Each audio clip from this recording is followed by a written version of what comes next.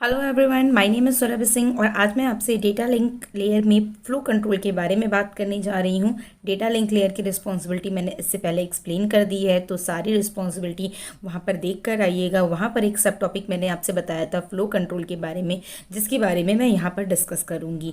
बहुत ज़्यादा पॉसिबिलिटी है कि यहाँ से क्वेश्चन पूछा जा सकता है, तो बहुत ध्यान से समझिएगा इस टॉपिक को।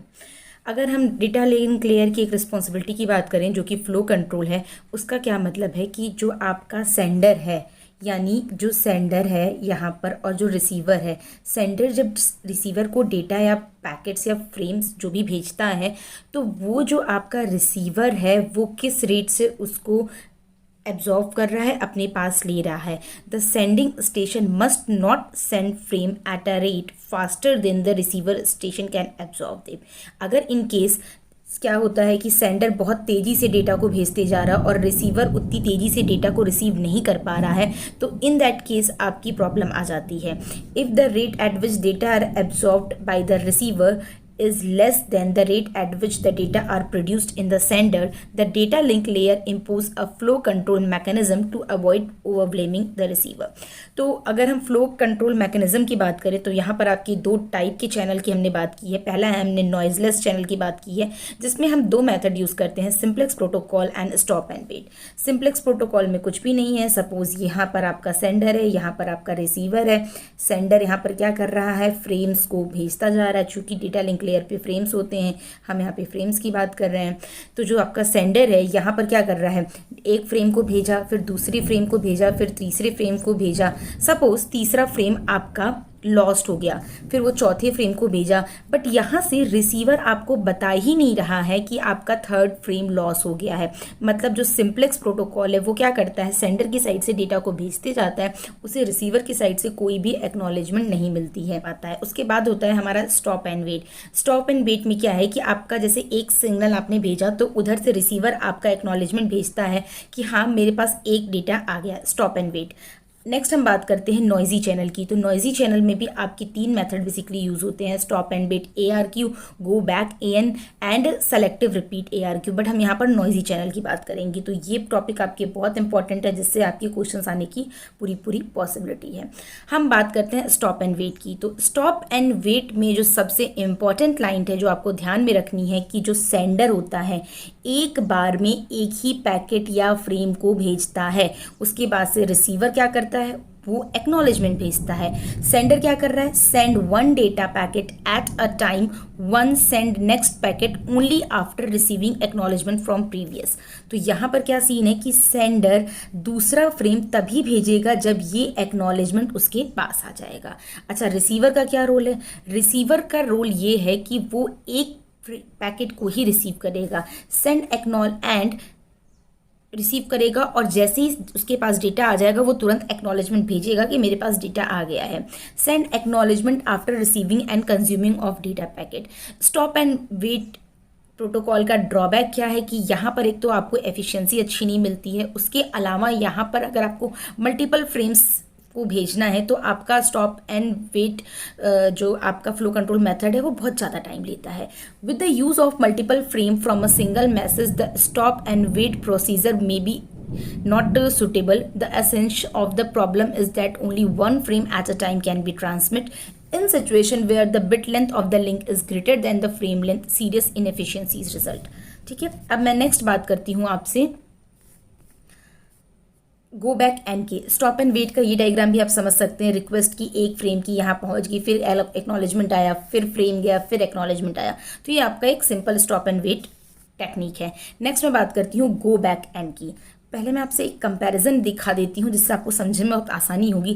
जैसे मैंने आपका स्टॉप एंड वेट जो बताया, स्टॉप एंड वेट की क्या है, एफिशिएंसी बहुत लो होती है। यहाँ पर क्या होता है कि जो सेंडर विंडो है, यानी जो सेंडर है वो एक ही फ्रेम को भेज रहा है और रिसीवर है जो एक ही फ्रेम को रिसीव कर रहा है। ठीक है, ये अगर आप इस डायग्राम को देखेंगे तो आपको समझ में आएगा। सेंडर एक फ्रेम को भेज रहा है, रिसीवर आपका एक ही फ्रेम को रिसीव भी कर रहा है। तो यहाँ पर सेंडिंग विंडो या सेंडर विंडो क्या कहा जाएगा तो 1 हो जाएगा, रिसीवर विंडो कहा जाएगा तो 1 हो जाएगा। जाएगा। अब अगर हम एफिशिएंसी की बात करते हैं तो एफिशिएंसी का फॉर्मूला होता है कि यूजफुल टाइम यानी transmission time divided by total time, transmission time plus round trip time. तो अगर हम इसकी एफिशिएंसी का फॉर्मूला निकालें तो एफिशिएंसी का फॉर्मूला आपको डायरेक्ट याद रखना है, क्योंकि न्यूमेरिकल इस पर आ सकता है 1/1 + 2a, जहां a आपका क्या रिप्रेजेंट कर रहा है, propagation time divided by transmission time. तो अगर यहां से फॉर्मूले को देखेंगे तो राउंड ट्रिप टाइम का फॉर्मूला भी क्या है, 2 इंटू प्रोपोगेशन टाइम। अगर आप यहाँ पे इस वैल्यू को रखेंगे 2 इंटू प्रोपोगेशन टाइम या प्रोपोगेशन या ट्रांसमिशन टाइम, तो आपका अल्टीमेटली यही फॉर्मूला बन जाएगा। अच्छा, यहाँ पर रीट्रांसमिशन की बात करते हैं। सपोज आपका स्टॉप एंड वेट में क्या है कि अगर आपका कोई भी डेटा मिस हो जाता है तो आपको कितने फ्रेम्स को वापस से रीट्रांसमिट करने को पड़ेगा। ऑब्वियसली 1 फ्रेम को ही ट्रांसमिट करना पड़ेगा, क्योंकि यहाँ पर आप एक बार में एक ही फ्रेम को ट्रांसमिट कर रहे हैं। सपोज ये फ्रेम मिस हो गया तो वापस से तो आप एक ही फ्रेम को रीट्रांसमिट करेंगे, ऐसा तो नहीं बहुत सारे करेंगे, क्योंकि एक बार में एक ही फ्रेम आपका यूज हो रहा है। ठीक है, तो रीट्रांसमिशन वहां पर एक हो सकता है।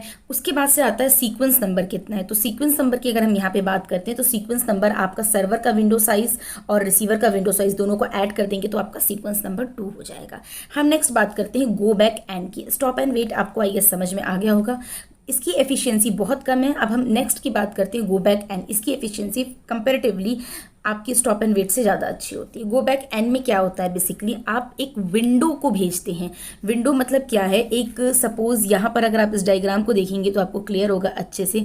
यहाँ पर हमने क्या किया है, एक विंडो के थ्रू जैसे हमने बना लिया सपोज 0 1 की एक विंडो है, इस विंडो को हम ट्रांसमिट करना चाह रहे हैं। तो एक बार में सेंडर क्या है कि एक जैसे सपोज 2⁻k-1 इस टाइप की एक प्रॉपर विंडो को ट्रांसमिट करना है। ये क्या है कि एक बार में आप कितने नंबर ऑफ बिट को भेज सकते हैं। सपोज हमने k = 3 लिया, इसका क्या मतलब है कि टोटल एक बार में आप कितने विंडोज को भेज सकते हैं। अगर हम इसकी सीक्वेंस को बनाएं तो एक बार में टोटल आपके 8 सीक्वेंस आते हैं। आपको ये वाली होपफुली सीरीज याद होगी 0 1 करके जो आप बना लेते हैं। तो यानी इसका मतलब है कि इतने पॉसिबल कॉम्बिनेशन को आप भेज सकते हैं। बट जो रिसीवर की साइड है वो क्या करेगा, एक बार में एक ही फ्रेम को रिसीव करेगा। ये चीज़ याद रखिएगा, जो आपका गो बैक एन है वहाँ पर जो आपकी सेंडर विंडो है वहाँ पर आप इतने नंबर ऑफ फ्रेम्स को एक साथ भेज सकते हैं, बट जो रिसीवर विंडो है वो एक बार में एक ही को रिसीव करेगा। इससे प्रॉब्लम क्या आएगी, पहली बात तो ये है कि चलो एफिशिएंसी थोड़ी बढ़ेगी, क्योंकि एक बार में आप बहुत सारी फ्रेम्स को सेंड कर रहे हैं। बट यहाँ पर 1 2 3 4 आपको ये सारे फ्रेम्स भेजने हैं। सपोज आपने 1 फ्रेम को भेजा, 1 फ्रेम किसी तरीके से लॉस हो गया, लेकिन 2 पहुंच रहा है, 3 पहुंच रहा है, लेकिन जो रिसीवर की विंडो है, रिसीवर की विंडो ये कहेगी कि मैं 1 को नहीं, जब तक मेरे पास 1 नहीं आ रहा है तब तक मैं 2 3 4 को नहीं रिसीव करूंगी। और चूंकि 1 डेटा लॉस हो गया है तो 2 3 4 पहुंच भी गया है तो भी उसकी कोई वैल्यू नहीं है, बिकॉज गो बैक एन जो है वो क्या करता है, इन ऑर्डर में ट्रांसमिशन को लेता है, यानी इन ऑर्डर ही आना चाहिए। यानी 2 3 4 को हमें डिस्कार्ड करना पड़ेगा और हमें फिर से 1 को ही भेजना पड़ेगा।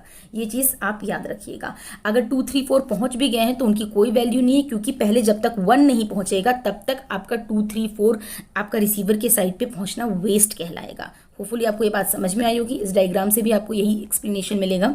सपोज यहाँ पे हमने 0 को भेजा, ठीक है, 0 यहाँ पे पहुंच गया, एक्नॉलेजमेंट 1 की आई, फिर हमने यहाँ पर फ्रेम 1 को भेजा, फ्रेम 1 हमारा लॉस हो गया, ठीक है। अब हम दोबारा से फ्रेम 1 को भेजेंगे तो ये कहेगा नहीं आप 0 को फिर से भेजिए, तो फिर से हमने 0 को भेजा और सपोज यहाँ पे एक्नॉलेजमेंट लॉस हो गया। तो इस तरीके के प्रॉब्लम्स बहुत ज़्यादा यहाँ पर आते रहते हैं।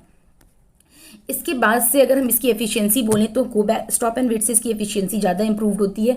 अच्छा, इसमें कम्युलेटिव एक्नॉलेजमेंट भी है। कम्युलेटिव एक्नॉलेजमेंट का मतलब है कि सपोज आपका 1 पहुंच गया, 2 पहुंच गया, 3 पहुंच गया और आप इसके बाद से एक एक्नॉलेजमेंट भेज सकते हैं सीधे कि हम एक्नॉलेजमेंट 4, यानी 1 2 3 पहुंच गए हैं, अब सीधे हमारा एक्नॉलेजमेंट मतलब अब हमें 4th वाले फ्रेम की ज़रूरत है। क्लियर है। एंड के आपको मैंने बता दिया है, K is number of bit required to represent the window size. उसके बाद जो ये प्रॉब्लम है, इस प्रॉब्लम को खत्म करने के लिए कह दीजिए इन दोनों के कॉम्बिनेशन में हमने यूज किया सेलेक्टिव रिपीट। सेलेक्टिव रिपीट में क्या है कि विंडो साइज तो आपकी 2⁻k-1 की है। इसका क्या मतलब है, सपोज हमने के की वैल्यू 3 ली है, के की वैल्यू 3 है, तो इससे कितने कॉम्बिनेशन बन सकते हैं, टोटल मल्टीपल फ्रेम हम टोटल 8 भेज सकते हैं, लेकिन सेंडिंग विंडो से हम टोटल कितने फ्रेम भेजेंगे, 2⁻k-1। इसका मतलब क्या है, 2⁻, के की वैल्यू यहाँ पे हमने 3 ली हुई है, 3 से हमारे 8 कॉम्बिनेशंस बन रहे हैं, कंफ्यूज मत होइएगा। 2⁻3-1 यानी 2⁻2, यानी सेंडर विंडो से हम टोटल 4 फ्रेम्स को हम भेज सकते हैं, रिसीवर विंडो पे भी हम टोटल 4 को रिसीव कर सकते हैं। तो यहाँ पर जो ये वाला केस आ रहा था ये नहीं आएगा कि सपोज मान लीजिए 1 आपका डेटा आपने भेजा और लॉस हो गया, लेकिन 2, 3, 4 पहुंच गए हैं, तो ट्रांसमिशन विंडो भी तो बड़ी हो गई है। अब रिसीवर की विंडो 2⁻k-1 है, तो यानी वो 2, 3, 4 को रिसीव कर लेगा, रिसीवर के पास जगह रहेगी। इस वाले केस की अगर हम बात करते हैं तो अब रिसीवर के पास 2, 3, 4 की जगह रहेगी। प्लस सेलेक्टिव रिपीट में क्या होता है कि NAK भी सेंस कर सकते हैं, यानी निगेटिव एक्नॉलेजमेंट भी सेंस कर सकते हैं। तो अब यहाँ से जो आपका सेलेक्टिव रिपीट है ये एक्नॉलेजमेंट भेजेगा ट्रांसमीटर की साइड पे कि 1 नहीं आया है, 1 को आप दोबारा से भेज दो, तो आपका जो ट्रांसमीटर है वो 1 को दोबारा से भेज देगा। इस डायग्राम को देखिए तो आपको समझ में आएगा, ये आपका सेलेक्टिव रिपीट का डायग्राम है। यहाँ पर क्या हो रहा है कि सपोज देखिए ये हमारी विंडो साइज थी 0, 1, 2, 3, हमने फ्रेम 0 को सेंड किया, एक्नॉलेजमेंट 1 का आया, ठीक है, फ्रेम 0 डिलीवर्ड हो गया है। अब हमने फ्रेम 1 को भेजा, फ्रेम 1 हमारा लॉस हो गया, फिर हमने फ्रेम 2 को भेजा, फ्रेम 3 को भेजा, तो फ्रेम 2 और 3 को जो आपका रिसीवर है वो डिस्कार्ड नहीं कर रहा है क्योंकि उसके पास स्पेस है, वो रख ले रहा है और वो एक निगेटिव एक्नॉलेजमेंट भेज रहा है कि फ्रेम 1 हमारा नहीं आया अभी तक। तो जो आपका सेंडर है वो फ्रेम 1 को वापस से रीसेंड कर दे रहा है। तो होपफुली आपको ये चीज़ें समझ में आई होंगी। यहाँ पर ये कंफ्यूज मत होइएगा, सेंडर विंडो यहाँ पर 2⁻k-1 है, -1 नीचे है, जबकि सेलेक्टिव रिपीट में क्या है कि k-1 पावर में है। एफिशिएंसी भी उसी अकॉर्डिंग हो जाएगी, ए यानी आपका transmission time divided by total time. Total time में आप राउंड ट्रिप टाइम को भी काउंट करेंगे। तो ये आपका फ्लो कंट्रोल हो गया, बेसिकली समझ में आ गया होगा। इसमें एक और टर्म आती है जो आपसे पूछी जा सकती है, पिगी बैकिंग। पिगी बैकिंग क्या है आपका कि सपोज जैसे अगर आप यहाँ पे सेंडर के थ्रू डेटा भेज रहे हैं तो एफिशिएंसी को बढ़ाने के लिए हम ये कर सकते हैं कि जो एक्नॉलेजमेंट आ रही है रिसीवर की साइड से, उसमें हम रिसीवर की साइड का कुछ और डेटा भी हम आपका ट्रांसमीटर की तरफ ट्रांसफर कर दें। A technique called piggy banking is used to improve the efficiency of bidirectional protocol when a frame is carry data from A to B. It can also carry control information about frame B when a frame is carrying data from B to A. It can also carry control information from A. तो ये चीज़ है कि आप efficiency को improve करने के लिए piggy banking को यूज़ करते हैं। वर्ड है जो पूछा जा सकता है। वीडियो पसंद आई होगी तो लाइक एंड सब्सक्राइब जरूर कीजिएगा। नेक्स्ट वीडियो में मैं आपसे एरर कंट्रोल के बारे में बात करूंगी, CRC टेक्निक क्या होती है। Thank you.